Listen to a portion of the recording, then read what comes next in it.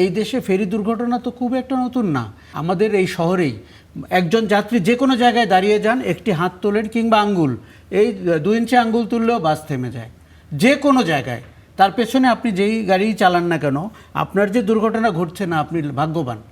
আবার বাসটি তাকে যখন নামায় তখন তাকে শেখায় কি করে দৌড় দিয়ে নামতে হবে, সেটি মহিলা বাম্পা আগে। আমরা মনে করি এদেশে সকল ক্ষেত্রে অব্যবস্থাপনা আছে, ত্রুটি আছে, এবং মানুষ যদি তার স্বাভাবিক জীবনটা পরিচালনা করতে না পারে, ইনসিকিউর হয়ে যায়, রাষ্ট্র সেখানে আসলে খুব বেশি এগোতে পারে না। নেতা বদলায়, দল বদলায়, জন্ম নেয় নতুন দল, কিন্তু সাধারণ মানুষের ভাগ্য কি বদলায়? আশ্বাস আর প্রতিশ্রুতির ভিড়ে আমরা খুঁজব বাস্তবতার প্রতিফলন। আমাদের কাজ প্রশ্ন করা, দেশ ও মানুষের স্বার্থে প্রশ্ন আমরা করেই যাব। থাকবে মত ও ভিন্ন মতে শ্রদ্ধা। স্টার নিউজের কড়া আলাপে আজকে আপনাদের সঙ্গে আমি ফারাবি হাফিজ।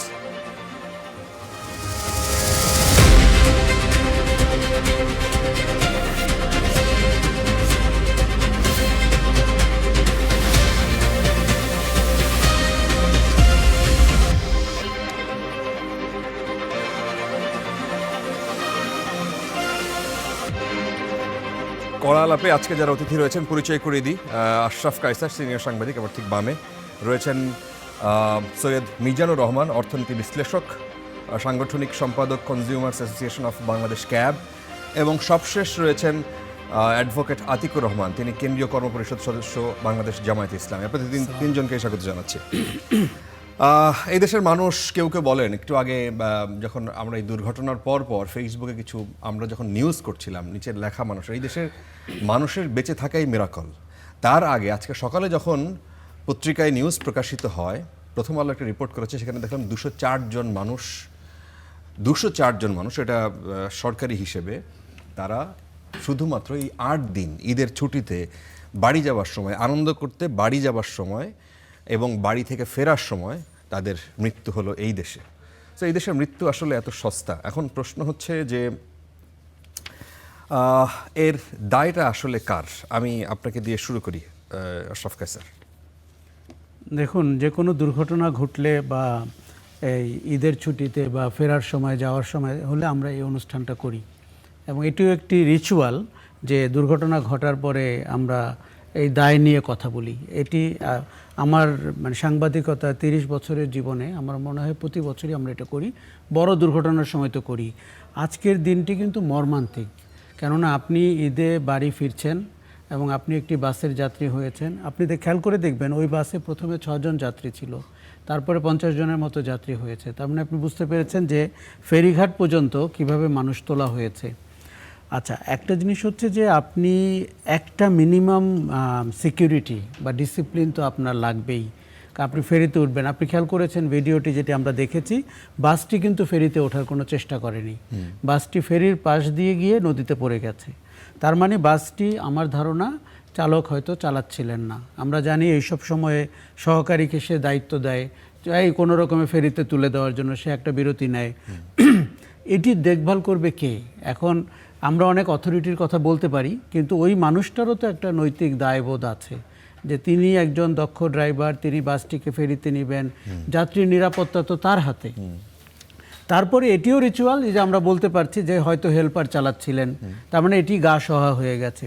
তৃতীয় হচ্ছে ফেরির যারা দেখভাল করেন, তাদেরও তো ক্লায়েন্ট হচ্ছে এই বাস, গাড়ি এবং মানুষজন, তাদেরকেও তো সঠিকভাবে ফেরিতে তোলা তার একটা দায়িত্ব। এখানে 3 পক্ষ বা 3টি যে পার্সপেক্টিভ আছে, তারা কেউ কিন্তু দায়িত্ব পালন করেনি। ফলে আপনি খেয়াল করেছেন যে সড়কে দুর্ঘটনা অনেক বেশি ঘটেছে, ট্রেন বাসের দুর্ঘটনা ঘটেছে, এবং আমরা কিন্তু সড়কে এখন যেভাবে যানবাহন চলে, এমনকি খোদ রাজধানীতে এই যে আমরা অটোর কথা বলি, সেখানে দুর্ঘটনা না ঘটাটা স্বাভাবিক না, কাজে ঘটাটাই স্বাভাবিক। এরকম একটি বিশৃঙ্খল অবস্থায় দেশের যোগাযোগ ব্যবস্থা, সড়কের অবস্থা, যানবাহনগুলোর অবস্থা, তারপরে আমার মনে হয় দুর্ঘটনার সংখ্যা কম হচ্ছে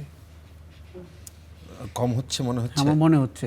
যেই পরিমাণ বিশৃঙ্খল অব্যবস্থাপনা যত বেশি, আপনি একটা জিনিস খেয়াল করবেন যে একজন যিনি গাড়ি চালান, তিনি ড্রাইভার হন বা গাড়ির মালিক হন, তাকে ষষ্ঠ ইন্দ্রিয় সজাগ রেখে গাড়িটি চালাতে হয়। তার একটি বিরতি নেওয়ার সুযোগ নেই, চিন্তা করার সুযোগ নেই, কেননা কোন দিক থেকে গাড়ি আসবে, উল্টো পথে গাড়ি আসবে, আপনার কত বিপজ্জনক কাছের দূরত্বে গাড়ি চলে আসবে, এর কোনো নিয়মকানুন এই শহরে নাই। আমরা এটিও ভালো করে জানি যারা গাড়ি চালান তাদের দৃষ্টিশক্তির অবস্থা খারাপ, তাদের মানসিক স্বাস্থ্যের অবস্থা খারাপ, তার শারীরিক স্বাস্থ্যের অবস্থা খারাপ। ফলে এই সিস্টেমটা ভেঙে পড়েছে। এবং আপনি শহরের যানবাহনের গতি জানেন 4 থেকে 6 কিলোমিটার ঘন্টায়। তার মানে কোথায় যাচ্ছি আমরা? অতএব এটি একটি অচল শহর, ঢাকার কথা বলছি। আর হাইওয়েগুলোতে যখন আমরা যাই তখন মনে হয় যে ফিরে আসার নিশ্চয়তা পাওয়াটাই সৌভাগ্যের, যে কোনো কিছু ঘটাটাই স্বাভাবিক। এই যে আমরা আপনার সরকারি হিসাবে 209 জনের কথা বললেন, কিন্তু আমার ধারণা এই দুর্ঘটনার সংখ্যা, আহত নিহতের সংখ্যা অনেক বেশি। আপনি কুমিল্লাতে যে ট্রেন এবং বাসের সংঘর্ষ হয়েছে, আপনি কাকে দায়ী করবেন? ফলে এই পারাপারের জায়গাগুলো কিন্তু প্রায় খোলাই থাকে। ওখানে যিনি বেতন পান তিনি আরেক জায়গায় বসে থাকেন, হয়তো ডিউটিতেই নাই। ফলে এইভাবে অব্যবস্থাপনার মধ্যে আপনার প্রশ্নে ফিরে এসে বলি, এটি কিন্তু আসলে পরিকল্পিত হত্যাকাণ্ড। কারণ এটি দুর্ঘটনা না। আপনি যদি এমন করে এলোমেলো করে রাখেন, সেখানে দুর্ঘটনা ঘটাটাই তো স্বাভাবিক। তার মানে আপনি প্ল্যান করেছেন যে শহরটি এভাবে চলবে, হাইওয়ে এভাবে চলবে, ট্রেন বাসের সংঘাত এভাবে হবে। ফেরি থেকে চাইলে ওই বাসটি লাইন ভেঙে কি করে পাশের লাইনে গিয়ে নদীতে পড়ে যেতে পারলো? তার তো একটা সারিবদ্ধভাবে দাঁড়িয়ে থাকার কথা ছিল। তো সে সারিবদ্ধভাবে নেই কেন? তার আগের গাড়ি কোথায়, তার পেছনের গাড়ি কোথায়? ফলে আমরা এই হত্যাকাণ্ডগুলোকে অনেক আগের থেকে পরিকল্পিত হত্যাকাণ্ড বলতে শুরু করেছি। কেননা ব্যবস্থাপনাটা যদি এমন করে করা হয় যেখানে হত্যাকাণ্ড ঘটাটাই স্বাভাবিক, দুর্ঘটনা ঘটাটাই স্বাভাবিক। এবং আপনি এবারে লঞ্চে দুটি লঞ্চের সদরঘাটে যে ঘটনা আপনার দেখেছি, সে তো তখনও যাত্রা শুরুই করেনি, তার আগেই তার 2 জন প্যাসেঞ্জার নিহত হয়ে গেল দুটি লঞ্চের মানে পাশাপাশি সংঘর্ষে। ফলে এই বাহনের যারা পরিচালক, যাত্রীদের কথা আমি বলতে চাই, আমরা যেভাবে মানুষকে লঞ্চে উঠতে দেখলাম, এটিও তো কোনো এটিতে তো আরও বেশি মৃত্যু হওয়ার কথা। ফলে অনেক দুর্ভাগ্যের বিষয় যে আমাদের জীবনগুলো প্রতিদিন ঘরে ফেরা অনিশ্চিত। আমাদের সড়কের দুর্ঘটনা আরও বেশি ঘটার কথা, কোনো এক কারণে হয়তো কম ঘটছে। আর এখানে নিরাপত্তাহীনভাবে আমাদের চলাচল করতে হচ্ছে। আচ্ছা, আমি আসতে চাই সৈয়দ মিজানুর রহমান আপনার কাছে। আপনি কি এই ঘটনাকে দায়িত্ব অবহেলা বলবেন, অসতর্কতা বলবেন, মানুষের অসচেতনতা বলবেন, নাকি এটা কপালের ফের বলবেন, না কারো দায় দিতে চান? আমি প্রথমে বলতে চাই, মানে আশরাফ কায়সারকে, সে যেটা দিয়ে শুরু করলো যে আমাদের সব কিছু গা সহা হয়ে গেছে, সেটা আশরাফ কায়সারেরও কিন্তু হয়েছে। অর্থাৎ আশরাফ কায়সার নিজেই বলছেন যে পরিমাণ অরাজকতা, সেই তুলনায় এই অ্যাক্সিডেন্ট খুব কম। মানে এক ধরনের মানে হতাশা থেকে, মানে সেটা বা এক ধরনের গ্লানির বোধের জায়গা থেকে একটু হাত পা ছেড়ে দেওয়ার মতো আশরাফ কায়সারকে মনে হয়েছে। আশরাফ কায়সারকে এরকম নিষ্প্রভ আমি খুব কম দেখেছি। এবং এই জায়গাটাই মনে হয় সবচেয়ে বড় জায়গা, যে এই যে নিষ্প্রভতা। আপনারা জানেন, যেটা খুব বিখ্যাত একজন বলেছিলেন যে সমাজ কিন্তু খারাপ মানুষ ধ্বংস করে না, খারাপ মানুষের চেয়েও সমাজ ধ্বংস করার পেছনে আমাদের মতো যারা বোঝে এবং নিষ্ক্রিয়, অর্থাৎ তথাকথিত ভালো মানুষের নিষ্ক্রিয়তাই সমাজকে ধ্বংস করে।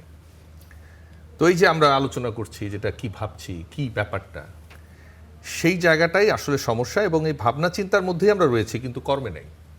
যেমন আমাদের দেশে দেখবেন প্রচুর নেতা আছে, কর্মী নেই। যেমন প্রত্যেকটা মানুষের একটা রুটিন ওয়ার্ক থাকে। আশরাফ কিন্তু খুব স্পষ্ট বলেছেন যে এই যে ফেরির যিনি দায়িত্বে আছেন, তার তো দায়িত্ব আছে যে সেই কি লাইসেন্সধারী লোকটা কি গাড়িটা উঠাচ্ছে না কে উঠাচ্ছে। আজকের পৃথিবীতে সব কিছু এত বেশি টেকনোলজি দিয়ে এত কিছু এগিয়ে গেছে, তাহলে নিশ্চয়ই যখন একজন লোক ফেরির জন্য টিকিট করছে, সুপারভাইজারকে কে চালাচ্ছে, প্রত্যেকটা জায়গায় মনিটরিংয়ের সুবিধা আছে, করা যায়। কিন্তু আমরা কিন্তু ঠিকই দেখতে পাচ্ছি যে কখন কার বউকে কোন স্বামী একটু ঘুষি মারলো, অথবা কার বউ কার স্বামীকে কি করলো, সেই সব মনিটরিং করছে। কিন্তু চারপাশে দেখবেন ক্যামেরা, ছবিটা ধরে ফেলছে। এক বিন্দু অঘটন কোথাও ঘটলে সাথে সাথে সেটা সোশ্যাল মিডিয়াতে সমস্ত জায়গায় চলে আসছে। কিন্তু যে সমস্ত নিয়ন্ত্রণকারী সংস্থাগুলো, যাদের এগুলো দেখভাল করার কথা, তাদের চোখে এগুলো পড়ে না, বা তারা আসলে দেখছে না। তার মানে এইটা শুধু খামখেয়ালিপনা নয়, এটা হচ্ছে কি একটা চেইনের মতো।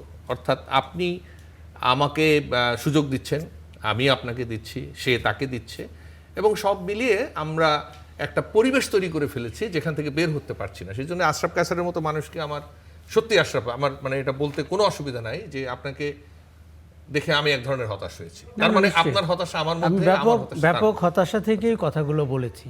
এখন যদি বলি যে এইটাকে অবশ্যই সেটা দায়িত্ব অবহেলা, এবং এই দায়িত্বের অবহেলার জন্য যে শুধুমাত্র ওই গাড়ির ড্রাইভার কি হেল্পারকে দিল না কাকে দিল তাকে দায়ী করা যাবে না।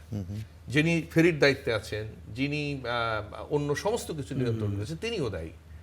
এবং কোনো না কোনো জায়গায় ভোক্তা হিসেবে যারা গাড়িতে ছিল তারা তো দেখেছে যে ড্রাইভার নেমে যাচ্ছে, তাদেরও কিন্তু একটা দায়িত্ব আছে। তারাও তো বলতে পারতো যে ভাই আপনি ওকে দিয়ে আপনি চলে যাচ্ছেন কেন, যদিও আমরা কিন্তু জানি না যে আসলে কি ড্রাইভারই চালাচ্ছিল না হেল্পারই চালাচ্ছিল। এটা আমাদের এক ধরনের ইয়ার ভেতর দিয়ে আমরা বুঝতে শিখেছি। কোনো একটি পক্ষ সজাগ হলেই কিন্তু হয়তো দুর্ঘটনাটি এড়ানো যেত। এবং কি একজন যাত্রীও যদি উঠে দাঁড়িয়ে বলতো যে আপনি কেন গাড়ি চালাচ্ছেন, আপনি কে। আমাদের সবগুলো মানুষেরই কিন্তু রোল রয়েছে, এবং সেই রোলের জায়গাটায় আমরা মানে সবাই অপেক্ষা করি কেউ একজন করবে। হ্যাঁ, আমরা কোনো একটা ফ্লুকের জন্য অপেক্ষা করছি যে কিছু একটা ঘটবে, মিরাকেল কিছু একটা হবে। মিরাকেলই তো হচ্ছে না। হলে যেটা বললো যে গাড়িটার মোশন দেখে বোঝার কোনো উপায় নাই যে এইটার কোনো ফেরিতে উঠার কোনো টেন্ডেন্সি আছে। মনে হচ্ছে সে ওই নদীতে ঝাঁপ দেওয়ার জন্যই গাড়িটা সোজা গেছে, এবং শুধু শুধু ফেরির এখানে একটা অবস্ট্রাকল থাকে মানে আটকানোর জন্য, না সেইটা যেন কোনোভাবে আটকাতে না পারে সেইরকম একটা গতিতে ছিল। এবং বাসের গতি দেখে একটু আত্মহত্যার মতো মনে হয়েছে। বাসটি যেভাবে মানে একটা নির্দিষ্ট গন্তব্যের দিকে যাচ্ছে, যেটা নদী, ফেরি তার ডান দিকে, চালকের সিটে যদি আমি বসি, তাহলে এটা একটু সুইসাইডাল জার্নি। আমরা কিন্তু জানি না। একটা জিনিস আশরাফ খুব বলেছে যেটা খুব জরুরি, আমাদের যদি বসি এখানে আমরা 4 জন আছি, 2 জনের চশমা আছে, আপনি দেখবেন বেশিরভাগ ড্রাইভারদের কোনো চশমা নাই। তারা কি আসলে দেখতে পায় কি পায় না? আমরা জানি ড্রাইভিং লাইসেন্স দেওয়ার ক্ষেত্রে, গাড়ির ফিটনেস দেওয়ার ক্ষেত্রে সমস্ত জায়গায় অবহেলা না, দুর্নীতি। কয়টা গাড়ির ফিটনেস আছে? আমি নিজে সেদিন একটা জায়গায় দাঁড়িয়েছি, আমার গাড়িটা আটকেছে, আমার ড্রাইভার সিট বেল্টটা লাগায়নি, পেট্রোল পাম্প থেকে বেরিয়েছে। তো আমাকে ট্রাফিক পুলিশ আটকালো, কেস দিবে, সিট বেল্ট নাই। আমি বললাম যে ঠিক আছে দেন, কিন্তু আমি একটু অপেক্ষা করবো যে সিট বেল্ট ছাড়া যে বাসগুলো যাচ্ছে আপনারা সেখানে কয়টা কেস দেন। তখন আমাকে বলে না না না আপনি যান। মানে বাস ড্রাইভারেরও কিন্তু সিট বেল্ট থাকা বাধ্যতামূলক। সেই জায়গাটায় বলতে হবে যে যে যেখানে আছে সেখানে তার দায়িত্ব পালনের অবহেলা যদি না ঘটে তাহলে এই সমস্যার সমাধান কোনোদিন হবে না।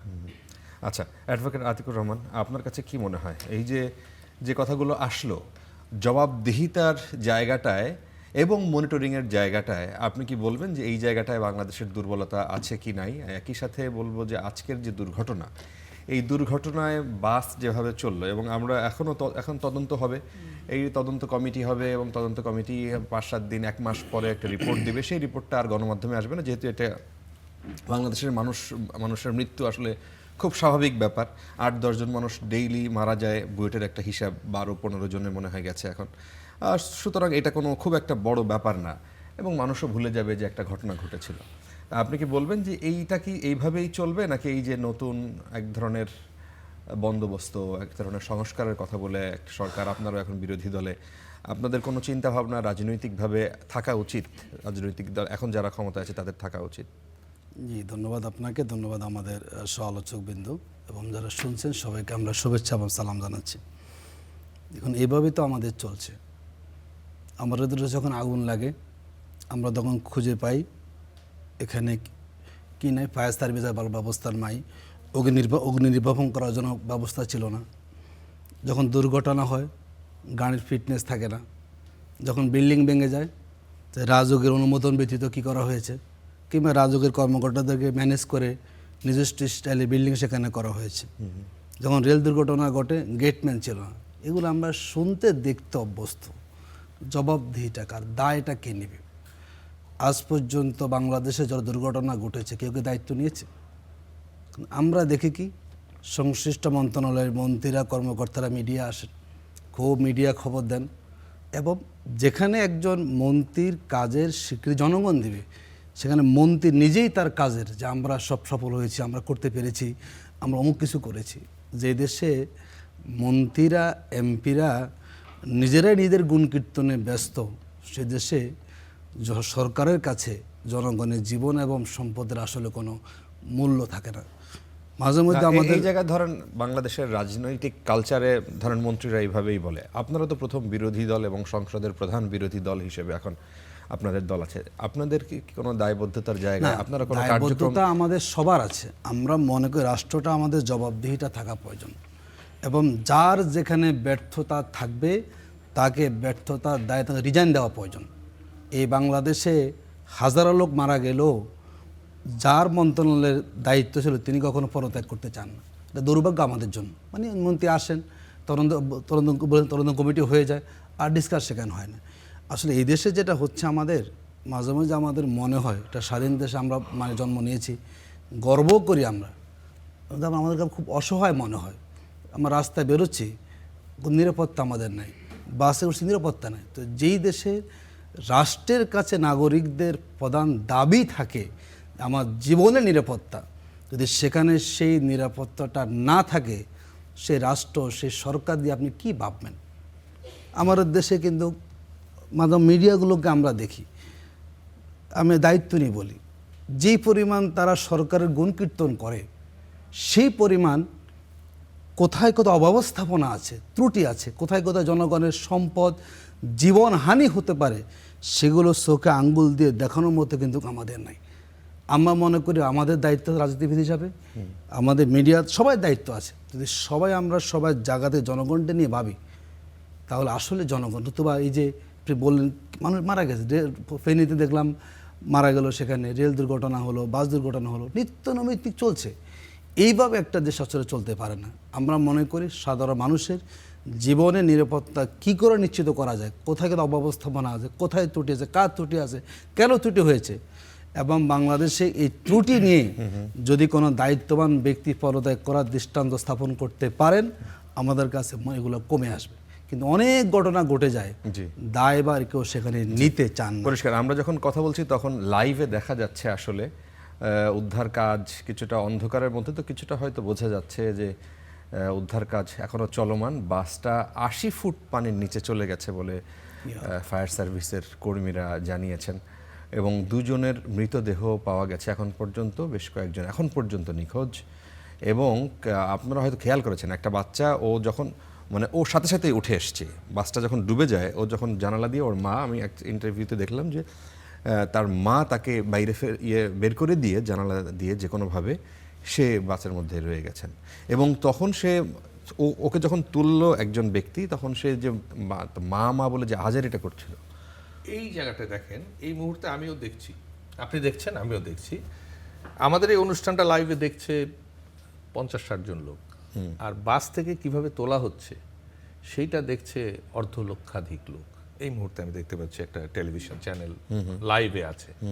আপনিও কিন্তু বর্ণনা করছিলেন যে একটা মানুষ বের হয়ে আসলো, অর্থাৎ একটা অ্যাক্সিডেন্টকে দেখার জন্য আমরা যে ডিটেইলিংয়ে যাই, আমি জানি না, এটা এক ধরনের বিভৎসতা বলে মনে হয় আমার ব্যক্তিগতভাবে। কিন্তু সেইটার ঘটনার কারণ, পেছনের কারণ, সেটা বন্ধ করার জন্য অত ডিটেইলে আমরা কাজ করি না। অর্থাৎ একটা কমিটি আসবে, রিপোর্ট দিবে, শেষ হয়ে যাবে। এই জায়গায় একটু আপনি যুক্ত করবেন যে এখানে প্রত্যেকটা দুর্ঘটনা আজকেরটা যদি সত্যি সত্যি চালক বাদ দিয়ে হেল্পারকে দিয়ে গাড়ি পার্কিং করানোর কথা হয়, মানে করে থাকে, এটা বাংলাদেশের খুব কমন কালচার। ড্রাইভাররা ওইটুক সময়ই হেল্পারদেরকে সুযোগ দেয়, হ্যাঁ তুই শেখ। হ্যাঁ, সবচাইতে মানে ডেঞ্জারাস জায়গাটা সে শেখার সুযোগ করে দেয়। শুধু শেখা এবং একটু আগে বললেন শুধু শেখার না, আরেকটা জিনিস আপনি যোগ করেন, ড্রাইভারদের কি করা হয়, এরকম দূরপাল্লার গাড়িতে 2টো ড্রাইভার থাকে, সে রেস্ট নেয় তখন। এমনও আমি দেখেছি যে গাড়ি ধরেন ফেরির জন্য অপেক্ষা করতে হবে 4 ঘন্টা, সে লঞ্চে পার হয়ে এখান থেকে গোয়ালন্দ চলে গেছে, হেল্পারকে বলেছে তুই নিয়ে আয়, অথবা সে ঘুমিয়ে গেছে ওই পারে গিয়ে। একটা গাড়ি কয় ঘন্টা একটা মানুষ ড্রাইভ করতে পারে, একটা বড় গাড়ি? এগুলো নেই তো। অর্থাৎ আমি যেটা বলতে চাই, যেহেতু আপনারা আইন প্রণয়নের সাথে জড়িত থাকবেন, বিরোধিতা হোক যে কারণে হোক, আইন প্রণয়নের ক্ষেত্রেই তো ঝামেলা আছে। একটা বড় কোম্পানির গাড়ি যদি অ্যাক্সিডেন্ট করে, যত তাড়াতাড়ি পারে নিউজ ফিড থেকে সেটা সরিয়ে দেওয়া হয়। কারণ হচ্ছে ওই কোম্পানির অধীনেই হয়তো একটা মিডিয়া কাজ করে। বাংলাদেশের তো মূল সমস্যাটা হচ্ছে রাজনীতি, ব্যবসা আর মিডিয়া, এই নেক্সাসটা। আপনি কার বিরুদ্ধে রিপোর্ট করবেন? আপনি ধরেন একটা কোম্পানির বাস, সেই কোম্পানির বাস আলাদারই একটা 2টা টেলিভিশন স্টেশন আছে, 10টা পত্রিকা আছে, তো তারা তো এটাকে দেবে না। এইখানে তো এক ধরনের কি বলবো যে আমরা তো একটা নেক্সাসের মধ্যে পড়ে গেছে মানুষজনগুলো, এবং সেই কারণেই কিন্তু দেখবেন একটা নিউজ ফিড থেকে একটা খুব গুরুত্বপূর্ণ জিনিস হঠাৎ করে উধাও হয়ে যায়, আবার একটা জিনিস চলে আসে। রাইট, একটু বলবেন আশরাফ কায়সার যে এই জায়গায় আপনি যদি এই আজকের দুর্ঘটনাটা দেখেন, আপনি যদি কুমিল্লার এই ট্রেন দুর্ঘটনাটা দেখেন, আপনি যদি বান্দরবানের দুর্ঘটনাটা দেখেন, এবং আপনি যেটার কথা বললেন যে এই সদরঘাটের দুর্ঘটনা, প্রত্যেকটাই কিন্তু অসচেতনতা এবং অবহেলাটা এটা মোটামুটি পরিষ্কার। তো সেই জায়গায় মনিটরিংটা বাংলাদেশে এটা হয় না কেন? এবং তার সে হয়তো মনে মনে জানে যে যেহেতু আমার সুযোগ আছে, যেহেতু আমি এটা করলেও কোনো কিছু হয় না, সুতরাং আমাকে একটু কেয়ারলেস হলে অসুবিধা নেই। ধরুন আজকের বাসে হেল্পার চালাচ্ছিল, এখন এটি যদি আপনি প্রমাণও পান, তারপরে আপনি কি শাস্তিমূলক ব্যবস্থা নেবেন? আচ্ছা, ধরুন এই বাসটির ফিটনেস ছিল না, এটি আপনি প্রমাণ পেলেন, আপনি কি শাস্তিমূলক ব্যবস্থা নিলেন? এমনকি ধরেন ওই চালকেরও লাইসেন্সটি ফেক, তাহলে কি হবে? এই 3টি ঘটনাই কিন্তু আমার ধারণা সত্যি। বাসেরও ফিটনেস ছিল না, চালকেরও লাইসেন্স নেই, এবং হেল্পার গাড়িটা চালাচ্ছিল। তার মানে হচ্ছে আমরা যখনই দেখেছি এরকম কোনো দুর্ঘটনা হয়েছে, নামকাও আসতে কয়েকদিনের জন্য একটা 3 সদস্যের তদন্ত কমিটি হয়। সেই তদন্ত কমিটি ওই যমুনা কিংবা পদ্মার পানির মতোই কোথাও এক জায়গায় তলিয়ে যায়, আমরা খুঁজে পাই না, এবং আপনি কোনো শাস্তিমূলক ব্যবস্থা নিতে পারেন না। বাস মালিক সমিতি, শ্রমিক ইউনিয়ন এবং সরকার, তাদের কেউ কেউ মন্ত্রী অথবা তাদের কেউ কেউ মন্ত্রীর প্রধান পৃষ্ঠপোষক, অতএব তারা মিলে ঠিক করে ফেলে যে তাকে লঘু শাস্তি দিতে হবে। শাহজাহান খান বলে এক লোক এখন জেলখানায় আছেন, উনি দারুণ সব ফর্মুলা দিতেন যে গরু ছাগল চিনলেই হবে, লাইসেন্স পাওয়ার যোগ্যতা এটাই হওয়া উচিত।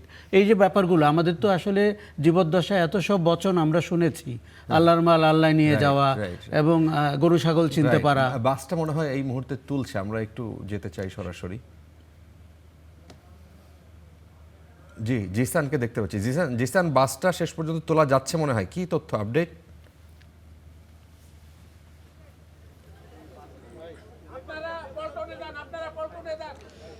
ফারাবি, এখন পর্যন্ত ফায়ার সার্ভিসের 6টি ইউনিট কাজ করছে রাজবাড়ী থেকে, এবং ফরিদপুর, মানিকগঞ্জের যে ফায়ার সার্ভিসের ইউনিট এবং ঢাকা থেকেও ফায়ার সার্ভিসের ইউনিট এসেছেন।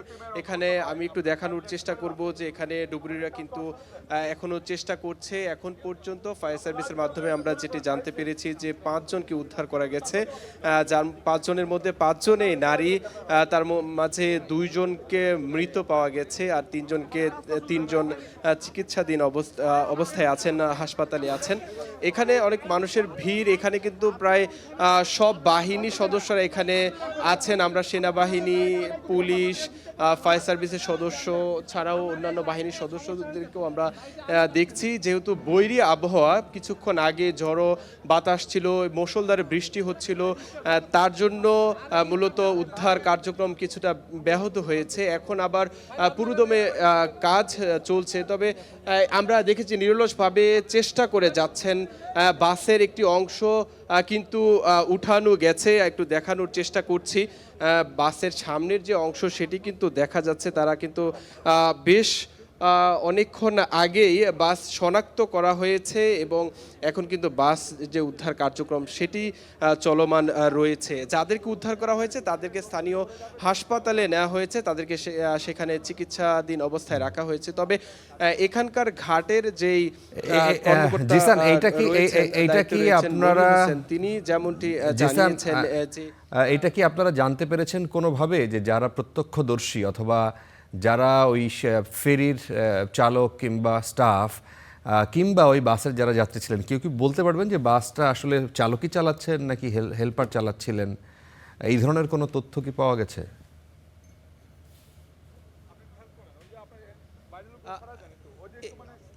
এটি আমি কিছুক্ষণ আগে এখানে এসে উপস্থিত হয়েছি।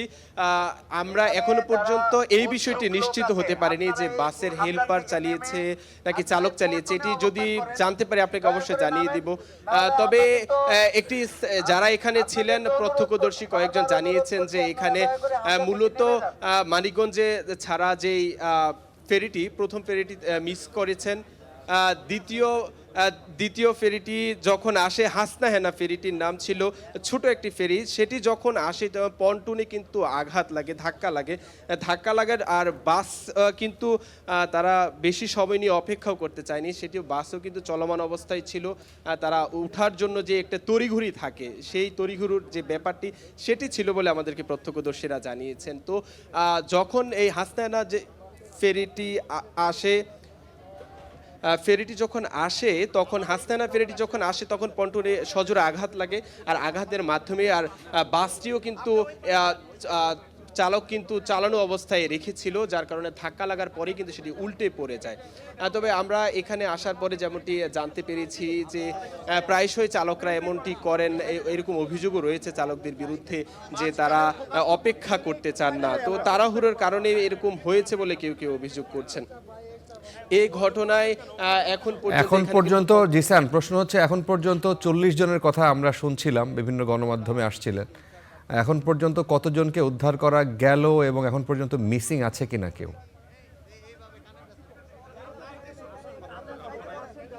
ভাই, আমরা নৌ পুলিশের পক্ষ থেকে আপনাদের যে আমরা ফায়ার সার্ভিসের সঙ্গে কথা বলে যেমনটি জানতে পেরেছি, তারা জানিয়েছেন যে এখন পর্যন্ত 5 জনকে তারা উদ্ধার করেছেন। 5 জনই নারী, তার মাঝে 2 জন মৃত পাওয়া গিয়েছে, আর 3 জন এখনো হসপিটালে চিকিৎসাধীন অবস্থায় আছেন, এমনটি আমরা জানতে পেরেছি। মোট কতজন ছিল জিসান? এখনো কিন্তু উদ্ধার কার্যক্রম চালাচ্ছেন। এই যে এখন আমি একটু দেখানোর চেষ্টা করব, ফারাবি একটু দেখানোর চেষ্টা করব, একজনকে এখন উদ্ধার করা হয়েছে। এই যে ফায়ার সার্ভিস কর্মীরা একজনকে বাসের ভেতর থেকে আরেকজনকে উঠানো হচ্ছে, একে একে দুইজনকে উঠানো হচ্ছে। আসলে তারা জীবিত নাকি মৃত এটি ফায়ার সার্ভিসের মাধ্যমে আমরা নিশ্চিত হতে পারবো। তবে দেখে বোঝাই যাচ্ছে তারা সাদা, তাদের কিন্তু শরীরের রং পরিবর্তন হয়ে গিয়েছে, যেহেতু অনেকক্ষণ সময় ধরে তারা ভেতরে ছিলেন। তো তাদেরকে হাসপাতালে নেওয়ার জন্য হয়তোবা ফায়ার সার্ভিস কর্মীরা চেষ্টা করছেন। আপনি হয়তোবা দেখতেই পাচ্ছেন, আমি আমার সহকর্মীকে দেখানোর চেষ্টা করব, 2 জনকে এখন উদ্ধার করা হয়েছে, আরো 2 জনকে উদ্ধার করা গেল।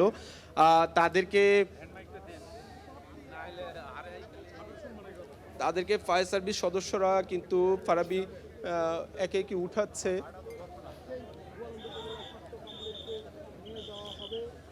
বলা হয়েছিল যে 40 জনের মতো যাত্রী ছিল বাসের ভেতরে, নারী শিশু সহ। তবে এর মাঝে আমরা একটু আগে আপনাকে জানিয়েছিলাম যে 5 জনকে ফায়ার সার্ভিসের বরাতে আমরা জানতে পেরেছি 5 জন নারী, এখনো 2 জনকে উঠানো হয়েছে, একজন নারী একজন পুরুষ আমরা দেখতে পেলাম। আরও বলা যায় যে 30-এর অধিক যাত্রী এখনো বাসের ভেতরে আছে এমনটি ধারণা করা হচ্ছে। যেহেতু বাস শনাক্ত করা হয়েছে, বাসের ভেতরেই অধিকাংশ যাত্রী এখনো আছে বলে ধারণা করা হচ্ছে। চেষ্টা চলমান রয়েছে, এখানে নিরলসভাবে কাজ করে যাচ্ছেন, চেষ্টা অব্যাহত রেখেছেন ফায়ার ফাইটার যারা রয়েছেন, তারা কিন্তু তাদের উদ্ধার কার্যক্রম তারা পরিচালনা করছেন। এখানে আমরা দেখেছি যে রাজবাড়ীর যে জেলা প্রশাসক তিনি কিন্তু তত্ত্বাবধান করছেন, সার্বিক খোঁজখবর কিন্তু রাখা হচ্ছে, যত দ্রুত সম্ভব এই উদ্ধার কার্যক্রম যেন শেষ করা যায় তার জন্য কিন্তু সবাই সম্মিলিতভাবে কাজ করছেন।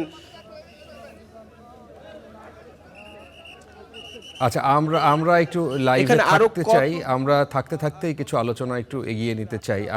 আমরা ফুটেজগুলো দেখতে চাই। আমরা যেভাবে জিসান নিজে, আমাদের রিপোর্টার, আসলে ইমোশনাল হয়ে যাচ্ছিলেন নিজেই।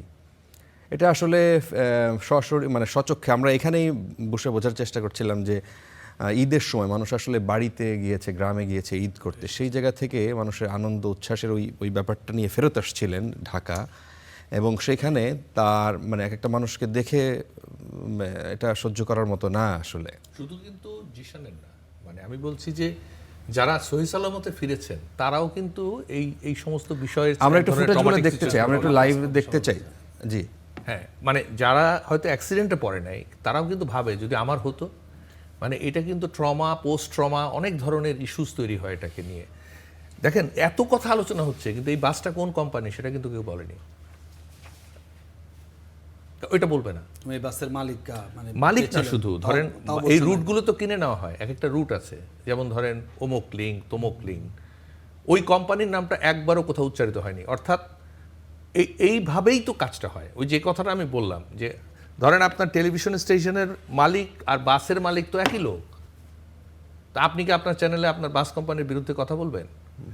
আপনি যান, শুধু বাস না, যে কোনো দুর্ঘটনা মানে যে কোনো ভোগান্তির পেছনে যে যে উদ্যোগগুলো দায়ী, তারা তো কোনো না কোনোভাবে এই নেক্সাসের মধ্যে, যেটা আশরাফ কায়সার বলছিল যে মন্ত্রীর অথবা সংসদ সদস্যের, এবং মূল চ্যালেঞ্জ তো ওই জায়গায়, এবং ওইখানে ডিটেইলিং না হলে এই সমস্যার সমাধান হবে না। এখানে লাশ তুলছে, খুব খারাপ লাগছে, কষ্ট তো হবেই।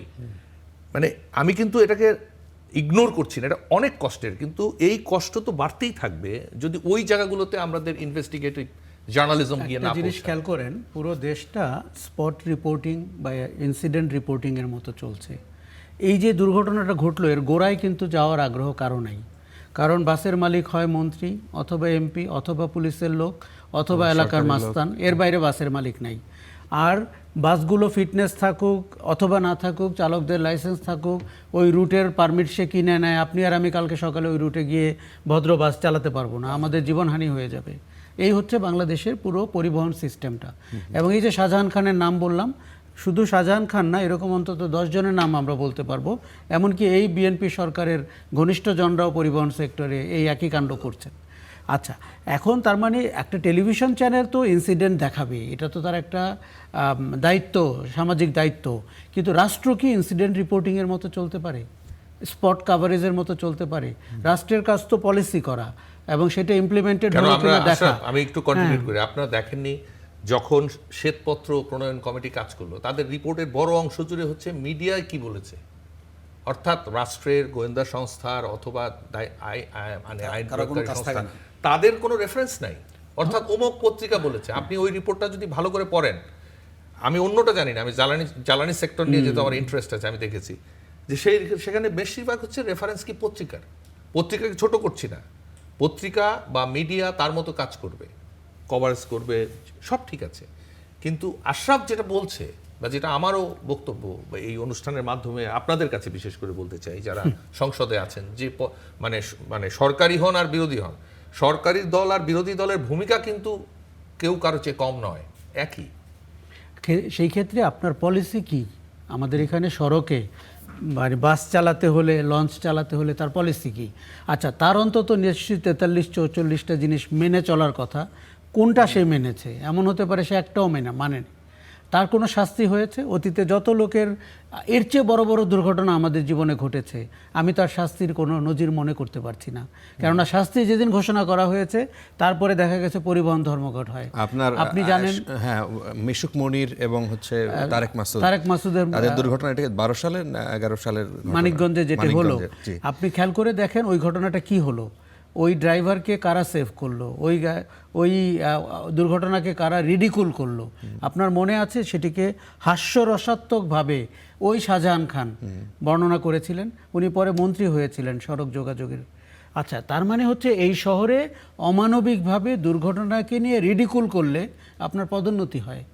কেননা আপনার ওই শ্রমিকদের আমার লাগবে, যখন আমি অপোজিশনে থাকবো, লাঠি লগি বৈঠা দিয়ে আমাকে সরকারে আসতে হবে। তো আবার এই যে আমাদের ব্যাপক স্বার্থ, আজকে যার লাশ এইভাবে তোলা হলো, প্রথম কথা এত সরাসরি লাশ তোলার দৃশ্য টেলিভিশনে না দেখানোই ভালো। কেননা ওই মানুষটার তো ডিগনিটি আছে, থাকা উচিত। কাজে আমরা আমাদের প্রত্যেকেই কী করছি জানেন, এটিকে একটি অপরচুনিটি হিসাবে ব্যবহার করছি। আমি শিওর এর মধ্যে আজকে অনেকে নতুন ব্যবসা খুঁজে পাচ্ছেন, কি করে তার ব্যবসায়িক কর্মকাণ্ডর পরিধিটি বাড়ানো যাবে। আমাদের মতলবটি এত বেশি জটিল এবং এত নেতিবাচক, এটা অচিন্তনীয়। এইখানে বারবার বলা হচ্ছে না যে 5 জন নারীকে পাওয়া গেছে, তুলবেন যখন, সেটা নারী না পুরুষ তো কিছু জানেন, ওখানে তো পর্দা থাকার কথা। এই যে যেভাবে ক্যামেরা চেষ্টা করছে ডিটেল দেখানোর, এবং ওখানে আইন প্রয়োগকারী সংস্থা বা যারা উদ্ধার কাজে আছে, ওটা তাদের দায়িত্ব। ফারাবি, আপনার অনুষ্ঠানে আসার আগে আমি অন্য একটি টিভির সরাসরি দৃশ্য দেখছিলাম। আমি 7টি নিউজ চ্যানেল দেখলাম, তারাই একমাত্র স্পটে তখন ছিল। তারা উদ্ধারকারীদেরও কাজ করতে দিচ্ছে না। যে আপনি আমাকে আগে বলুন আপনি কি করতে চান। এখন উদ্ধারকারীর দায়িত্ব টিভি চ্যানেলকে বলা উনি কি করতে চান। ওই সময় আছে আপনি আজকে যুক্তরাজ্যে অ্যাক্সিডেন্ট হয় কোথাও দেখেছেন এরকম সরাসরি দৃশ্য? কোথাও নাই। এয়ারক্রাফট ক্র্যাশ হয়ে গেছে, কোনো লাশের দৃশ্য তো আমরা দেখতে পাই না। তার মানে পৃথিবীতে সব কিছুর একটা প্রোটোকল আছে। আমরা মিডিয়াতেও সেটা ভায়োলেট করছি, আর মিডিয়া তো সবচেয়ে শেষ অংশ। মিডিয়া তো গেছে তার স্পট রিপোর্টিং করতে। এই পলিসি ভায়োলেশন হয়েছে, মনিটরিং ভায়োলেশন হয়েছে, এবং এর কোনোটাই অর্থবিত্ত ছাড়া হটেনি। এর মধ্যে ঘুষ আছে, দুর্নীতি আছে, মাসোয়ারা আছে। এই যে লোকগুলো বাসে উঠেছিল তারা গিনিপিগ। যেই দুজন লঞ্চে উঠতে গিয়ে কাটা পড়ে মারা গেল সদরঘাটে, তারা হচ্ছে গিনিপিগ। এই দেশের জনগণ হচ্ছে, এই যে আমার ভাই যারা রাজনীতির সাথে আছেন তাদের চোখেও এরা নাম্বার। 13 জন মারা গেলে বিরোধী রাজনীতি করতে সুবিধা হবে, 27 জন হলে আরও সুবিধা হবে। আমরা পুরো ডিসকাশনটাকে এইভাবে করি। দেখুন, এগুলো আমরা অনেক সময় বলি না, ভদ্রভাবে কথা বলি, হতাশা প্রকাশ করি না, আশাবাদী হওয়ার চেষ্টা করি। কিন্তু এখানে আপনি খেয়াল করবেন, অপোজিশন এখন বলবে সরকারের দায়। এখন তারা যদি সরকারে থাকতো তারা কিন্তু তাদের দায় নিয়ে পদত্যাগ করতো না। কিন্তু এই যে আমরা একে অন্যকে খুঁজে বের করি, এটা একটা ব্লেম গেম। যে এটা কি বিআরটিএ কর্তৃপক্ষ জড়িত, বিআইডব্লিউটিসি, নাকি সড়ক যোগাযোগ, নাকি বাস? তাহলে যেই লোকটা টিকিট কেটে বাসে উঠেছে সে আবার দ্বিগুণ পয়সা, 3 গুণ পয়সায় টিকিটটা কেটেছে। যদিও আমাদের মন্ত্রী বলেছেন হঠাৎ করে নাকি সবাই বাস ঈদের আগে ভাড়া কমিয়ে দিয়েছে, 50 টাকা 60 টাকা কম নিচ্ছে। আমি গাবতলী বাস স্ট্যান্ড দিয়ে গেছি, আমরা সাভারে প্রায় থাকি। আমি নিজে জেনে জিজ্ঞেস করেছি, 3 গুণের কমে ভাড়া কেউ টিকিট কাটতে পারেনি, 2 গুণের কমে টিকিট কাটতে পারেনি। একটা মন্ত্রী হাঁটলে কি এই তথ্য পাবে? তার কি আর কোনো চ্যানেল থাকতে পারে না তথ্য জোগাড় করার? আবার উনি আবার টেলিভিশন স্টেশনে বলে দিচ্ছেন, এরপরে এই বাসের লোককে আপনি আর নিয়ন্ত্রণ করতে পারবেন? কারণ সে তো জেনে গেছে যে এই মন্ত্রী আমার পক্ষে কথা বলেছেন, আমি 50 টাকা কম নিয়েছি। পৃথিবীর কেউ বিশ্বাস করবে ঈদের আগে বাসের ভাড়া কম নেয় বাসের কাউন্টারগুলো? এই কথাগুলো যখন দেখেন, ক্ষমতায় থাকলে উদ্ভট সব কথা আমাদের শুনতে হয়। আবার তারাই কিন্তু যখন বিরোধী দলের দিকে চলে আসেন, পুলিশের দৌড়াদৌড়ির মুখে পড়েন, তখন তারা স্বাভাবিক সচেতনভাবে কথা বলেন। ফলে আমাদের এই দ্বিচারিতা বন্ধ করতে হবে, এই ডাবল স্ট্যান্ডার্ড বন্ধ করতে হবে। মানুষের মৃত্যু, সাধারণ মানুষের মৃত্যু, তাদের কষ্ট, তাদের যন্ত্রণা, দুর্ভোগ এক ধরনের ব্যবসা এবং রাজনৈতিক ফায়দা লুটার ব্যাপার হয়েছে। সেটাই তো আশরাফ কাছে বলতে চাইছি। একদমই।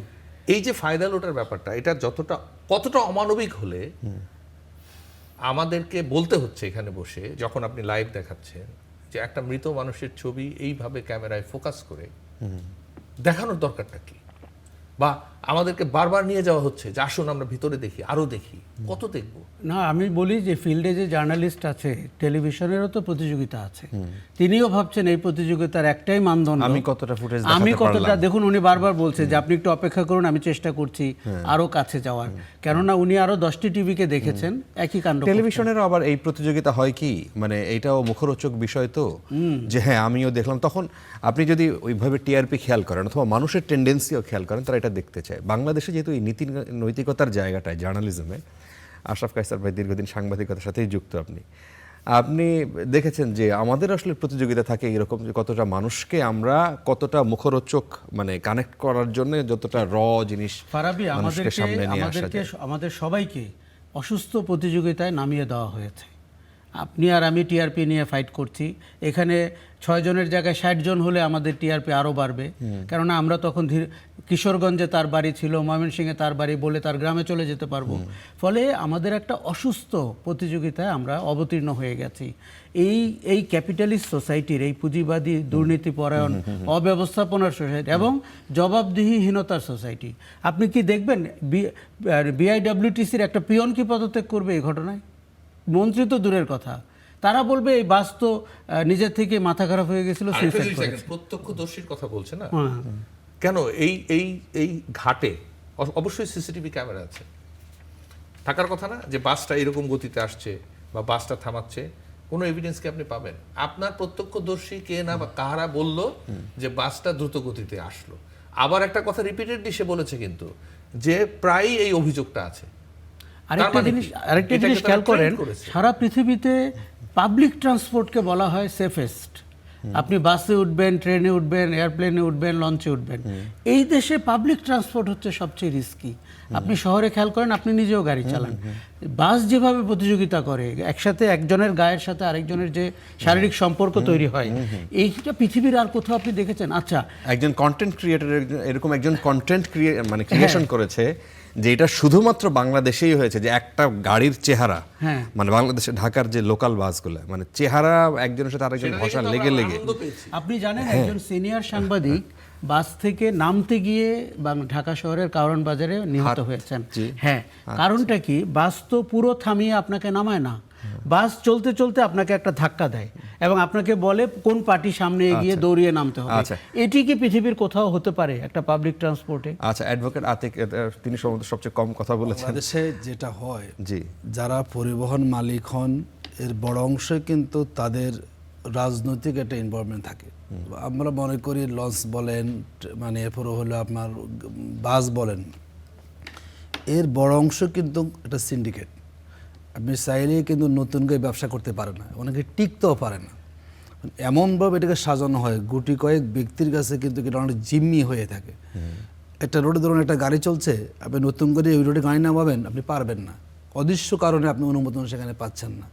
আবার এই যে ঘটনাগুলো ঘটে, যেটা বলেছেন আমাদের ভাই, আমরা যারা রাজনীতি করি আমরা মনে করি এই ধারণাটা পোষণ করা উচিত নয়।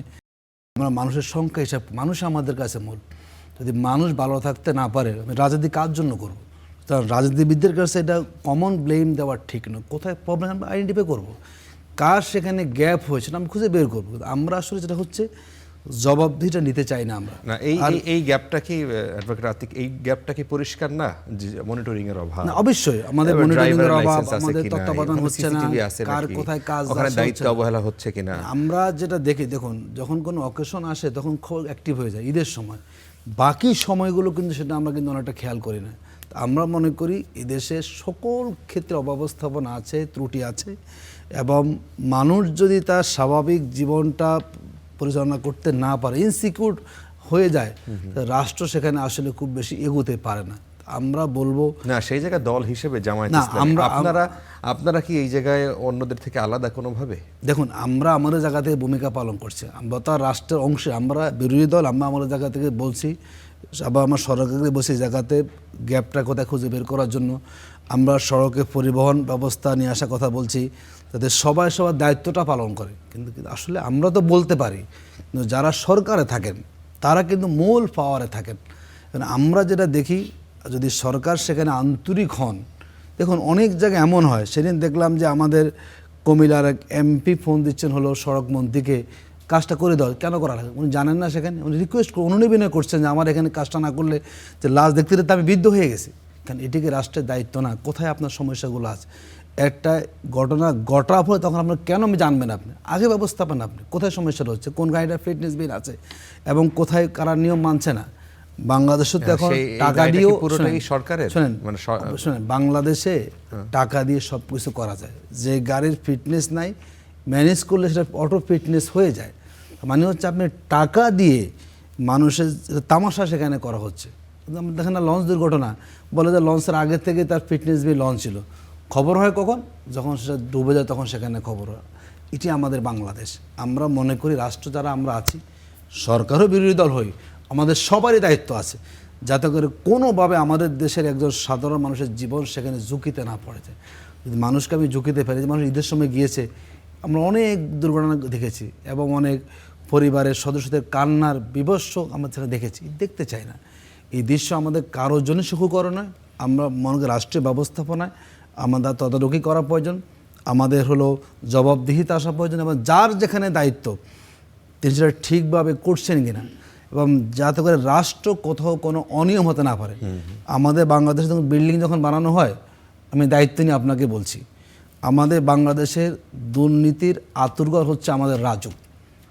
কেউ বিশ্বাস করুক আর না করুক, অনেক অনিয়ম বিল্ডিংয়ের ম্যানেজ করে প্ল্যান পাস করে দেওয়া, অস্বীকার করতে পারবেন আপনি? এটা ইন্টারভিউ সময় হয়েছে, জানা কথা বলছি আপনার। কারণ ফিটনেস নাই, বিআরটিএফ কর্মকর্তাকে ম্যানেজ করবেন, ফিটনেস পেয়ে যাচ্ছেন। তো যেই দেশে টাকা দিয়ে সব হয়, সেই দেশ কখনো মানুষের নিরাপদ থাকতে পারে না। আপনি জবাবদিহিতা করুন, আপনি কোথায় কোথায় অনিয়ম হচ্ছে আপনি খুঁজে বের করুন, দৃষ্টান্ত স্থাপন আপনি এই করুন। জায়গাটায় আমি কয়েকদিন আগে ঈদের প্রোগ্রামের জন্য আমরা ব্রিগেডিয়ার সাখাওয়াত হোসেন তার ইন্টারভিউ করছিলাম। আমি বললাম যে স্যার, আপনি আপনি যেহেতু সবসময় উনি তো টকশো করেন, নির্বাচন কমিশনার ছিলেন, সামরিক কর্মকর্তা ছিলেন, তারপরে ঘুরে ঘেরে বেড়ান এবং টকশো করেন।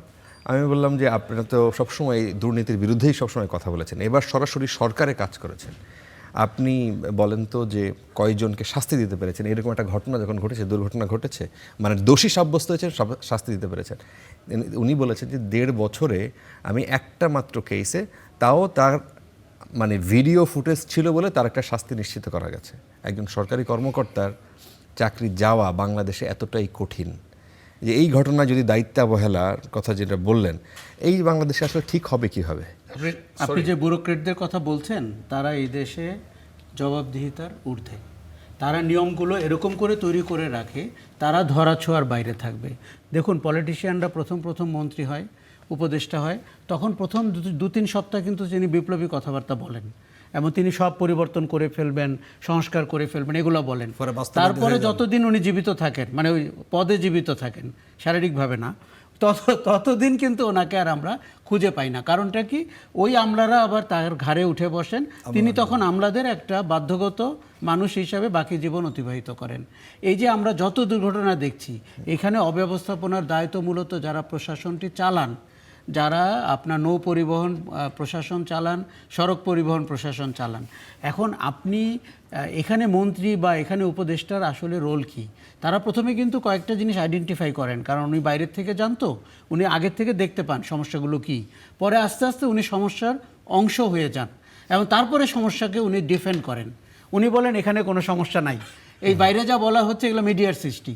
ওই যে নতুন একটি কথা তৈরি হয়েছে, অবসরে গেলে হ্যাঁ, অথবা দায়িত্ব যখন শেষ হয় উনি আবার সেই আগের জায়গায় ফিরে উনি একটা আত্মজীবনী লেখেন এবং কি করতে পারেননি, বাংলাদেশের বাস্তবতা। যারা কি করতে পারেননি, আমাদের মন্ত্রী হন তারা কজন জানেন বিভাগ সম্বন্ধে?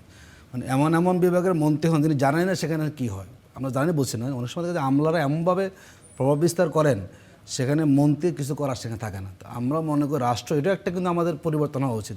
যদি এক্সপার্ট কেউ না হন, আপনি একজনকে স্বাস্থ্যমন্ত্রী করলেন, যদি তিনি নাই জানেন তিনি কীভাবে দায়িত্ব পালন করবেন? তিনি জানবেন না এখানে কোন ইনস্ট্রুমেন্ট সেখানে লাগবে। আপনি একজন শিল্প মন্ত্রণালয়ের দায়িত্ব দিলে যদি নাই জানেন শিল্প সম্বন্ধে, তিনি সেখানে কী করবেন? তো বাংলাদেশে আমরা অনেক জায়গায় দেখি যে যোগ্যতার চেয়ে দলটাকে অগ্রাধিকার দেওয়া হয়, যার জন্য যোগ্য মানুষগুলো মন্ত্রী হতে পারেন না।